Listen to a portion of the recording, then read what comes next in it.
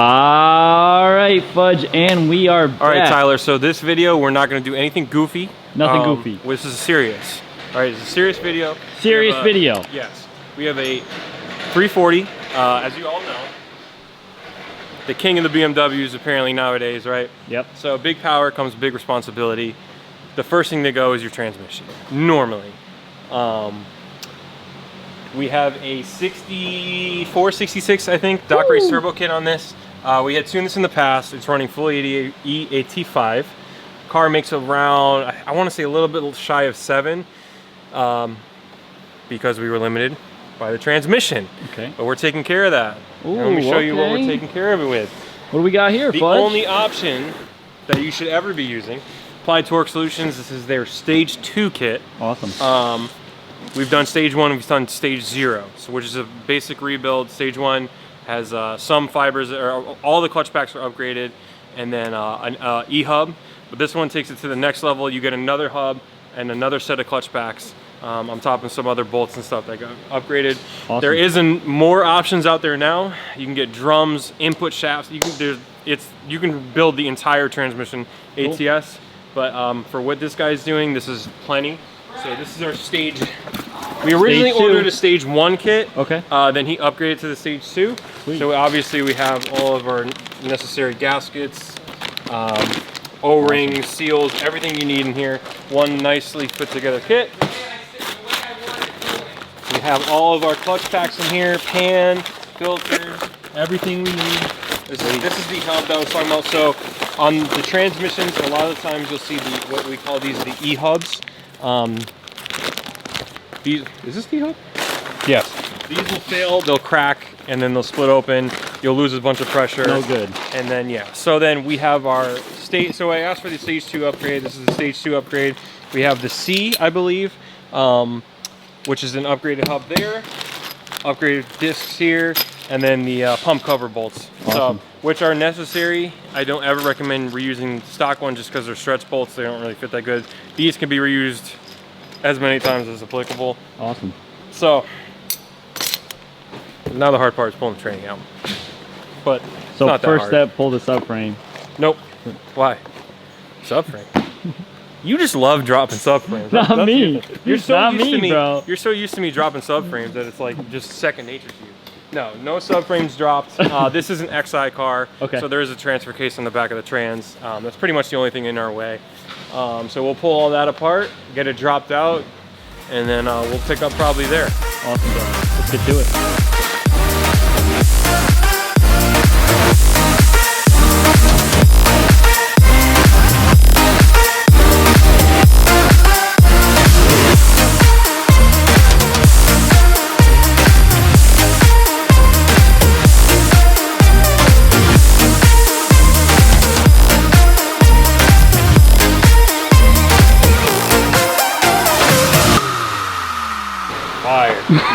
All right, Fudge. All right, we're back. So, transmission's out. Yes, sir. We have it up on our nice stand because what kind of stand is it? It's a transmission building stand. Fire. It's not, but that's what it's used for, or what we're using for it. So, first things first. Obviously, you're gonna take your transfer case off the back in case you haven't, and then there's a snap ring and a washer and a seal on the back. What those do is it holds the shaft to the back of the trans, so those need to come out, and then you can put your trans up. Cool. And then from there you can pop the torque converter off, which is literally just pop it up. We're gonna take an O-ring off here. This is your oil pump housing, and then before you can take that off, we have to take off the pan and the valve body. So that's next. So we're gonna drop the pan. We're gonna pull the pan, drop the valve body out, and then we'll be able to take the oil pump assembly out. And then we can pull the actual, like transmission unit out of the trans. So. Awesome. Making pretty good moves. I think Nick did like a catback while I pulled the entire transmission out and got it this far, so. Where is he? Hey, that thing's got no boost. What the hell? Can't get in my toolbox. All right, Fudge, we are not Aggie anymore because we are back we're a little Aggie. All right, we're like partial Aggie. So basically, there was a car that was dropped on me last minute, so I had to take a day and do that car. But now we're back to our regularly regularly scheduled programming. There we go. So if you ever crack open your ZF8, this is what all the internals will look like. So we have drums, annuluses, planetary gears, clutch backs, Wow. seals, O-rings, the whole kit and caboodle, right? Stage 2 will be receiving this hub and this hub, all made out of billet aluminum. Okay. Stage 1 only gets the E-hub, which is this one, because those are the ones that are prone to cracking. So those are like one of the problem childs of the transmissions. Obviously, when you put a lot of power to something, the transmission can only hold on for so long. And then we have our, clutch pack inside the oil pump here, which we'll be pulling that apart and replacing the seals and everything inside of that. So basically, this is all torn down. Your bell housing now is very light because there's nothing left in it. Cool. So now's a great time to clean it out and get whatever grime and dirt or debris which is in there, because we are going to be running a different transmission fluid. You can opt to run the OEM ZF. We're going to be running the AMSOIL synthetic just because it rejects the heat a little bit better. But basically, this is it. This is the stock transmission pulled apart. Awesome. And we're going to be taking our clutch packs apart and changing the fibers out, changing all the seals after lunch because I'm hungry. You ever seen a human potato? He's right there. I personally think that Justin Fudge. Do you know that if you get a crank dub, if you get a crank hub done Let him know. at ACI, Let him know. you get a sticker on your car that says J Fudge installed crank hub?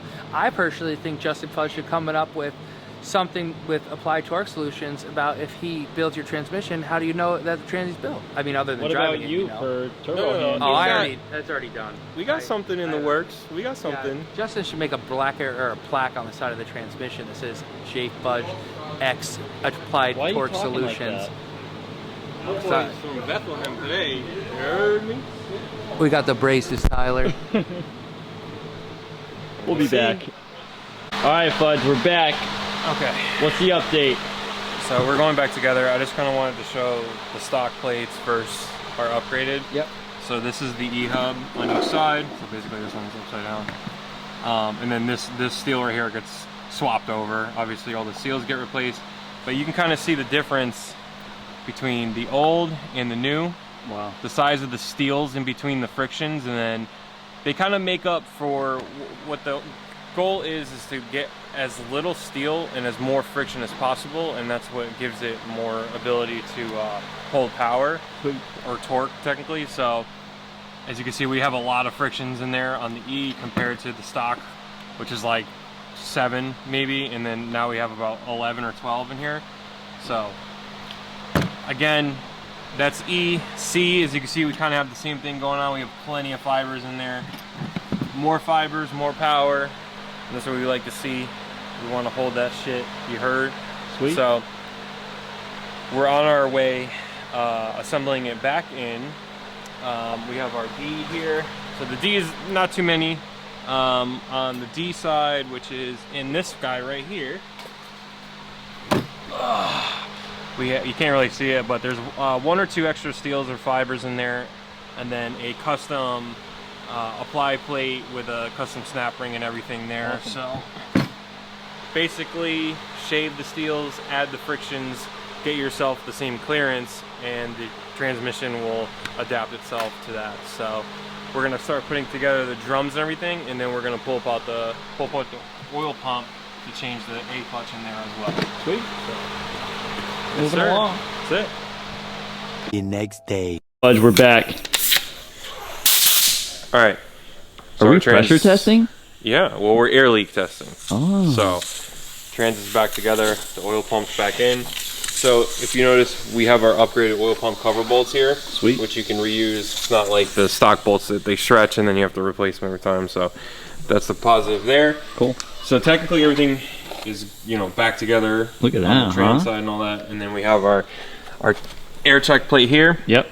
Not all trannies will have the B2. As you can see, there's no, you can't see in there, but it's blocked off on this one. Okay. So A, B1, and C. Yep. Those are O-ring sealed. So when you put air to them, it should almost be like you put air to the gun and then the gun wants to blow back off. Okay. So we'll just test one and how you know it's good. So we'll to C. See how it's like Oh yeah. It's almost, so that's how you know that everything is good there. If you test these three, they're good.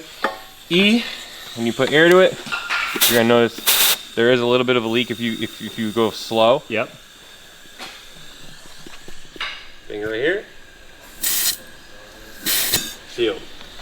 D is the only one that you're gonna might have a little bit of a leak that you can't seal up because it's gonna come from the bottom. Okay. But that's normal because it only needs about 30 psi to engage the clutch. So as long as you hear Yep. the I hear clutch it. being popped and engaged, then you're good. The rest is just gonna, what we call the path of least resistance is what Brian told me, because E and D have plastic sealing rings instead of O-rings. Okay. So it's gonna be a lot easier for the air to seep by that, and it's naturally just gonna want to find its easiest escape. So that's completely normal. Everything is good here. So we're good to go. Just gotta put the valve body back on, put everything back together, and then slam it back in the car, put some fluid in there, and then we'll be driving it. Awesome. Let's get this thing back in the car.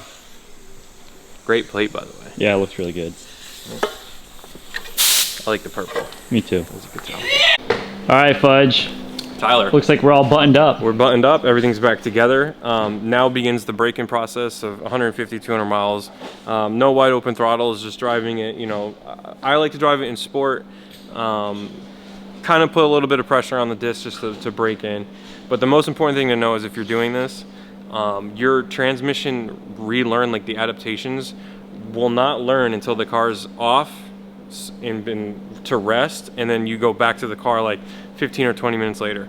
So it's not going to learn while it drives. Well, it's learning while it drives, and then it sets into place once you park the car and let it sit off. You know what I'm saying? So it's not going to be making, like, if you notice a little bit of harshness first gear, coming to a stop or something like that, that's completely normal pretty much to begin.